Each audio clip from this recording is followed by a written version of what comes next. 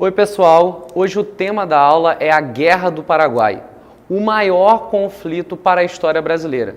Lembrando que o Brasil também participou da Segunda Guerra Mundial, contudo, o Brasil foi um coadjuvante. This man is dying. Já na Guerra do Paraguai, ele foi o protagonista. I'm actually your half-brother.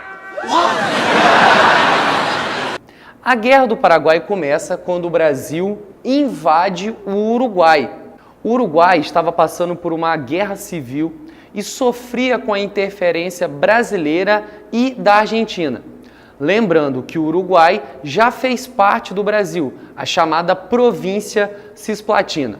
Bom, o Brasil invade o Paraguai, coloca no poder o Venâncio Flores, que era do Partido Colorado, aliado do Partido Brasileiro, e depõe do Partido Blanco o Atanásio Aguirre, que era aliado do ditador do Paraguai, Solano Lopes. O Solano Lopes tinha ideias expansionistas, queria aumentar o território do Paraguai e buscava acesso ao mar. Com isso, o Solano Lopes rompe as relações diplomáticas com o Brasil, aprisiona o navio brasileiro Marquês de Olinda, onde estava o presidente de província do Mato Grosso. Ele invade o Mato Grosso, o Rio Grande do Sul e Corrientes, na Argentina.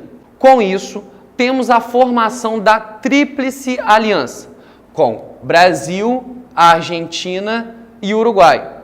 O comandante em chefe da Tríplice Aliança era o Bartolomeu Mitre, presidente da Argentina. E a Tríplice Aliança também contou com o apoio de bancos ingleses. Mas por que a Inglaterra ficou contra o Paraguai? Porque a Tríplice Aliança era favorita para vencer a guerra. Se o exército paraguaio era maior e mais bem preparado no início do conflito, isso seria mudado. Enquanto o Paraguai tinha 400 mil, a população só do Brasil era mais de 9 milhões. E é importante ressaltar que nós tivemos o rompimento das relações diplomáticas entre o Brasil e a Inglaterra em razão da questão Christie. Se eu falei que o nosso exército no início era fraco, a nossa marinha era poderosa. E aí nós temos a Batalha do Riachuelo, a batalha mais famosa da Guerra do Paraguai, quando nós tivemos a destruição da frota paraguaia. Para fortalecer o nosso exército, nós tivemos os voluntários da pátria. Por que, entre aspas? Porque muitos escravos libertos foram convocados forçosamente para o exército. E ainda teve um decreto imperial que concederia a liberdade aos escravos que voltassem da guerra. Bom, aqueles que conseguiram voltar, isso ficou só na promessa. Eles não foram libertados, o que contribuiu para o crescimento do movimento abolicionista. A principal derrota da Tríplice Aliança na Guerra do Paraguai foi em Curupaiti. Depois dessa derrota, nós tivemos a troca no comando entre o futuro Duque de Caxias e o Brasil fica mais isolado no conflito. O Duque de Caxias reorganiza o nosso exército e consegue sucessivas vitórias nas batalhas de Itororó, Avaí, Angosturas e Lomas Valentinas, até que em 1869 ele toma Assunção, a capital do Paraguai. Com isso, entra no comando o Conde D. Ele era marido da princesa Isabel e genro do imperador.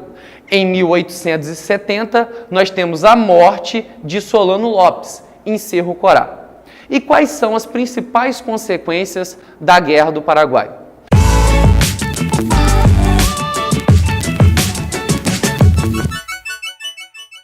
Bom, o Brasil teve em torno de 50 mil mortos, mas tivemos o genocídio paraguaio. O Paraguai foi destruído, perdeu mais da metade da sua população, perdeu territórios e as suas dívidas de guerra só foram perdoadas por Getúlio Vargas. Enquanto o Brasil teve um crescimento de suas dívidas externas em razão dos custos da guerra representarem 10 vezes o orçamento anual do Império em 1864. Mas tivemos o fortalecimento do Exército Brasileiro e também de sua participação na política, eles que irão proclamar a República Brasileira. E também contribuiu para a construção da identidade nacional e para a integração da província do Rio Grande do Sul. Bom, a nossa aula chega ao fim. Esse é um tema muito importante que pode cair no Enem, mas sobretudo em provas militares. Não se esqueça de se inscrever no canal para receber as novidades do curso Passeio. Por hoje é só.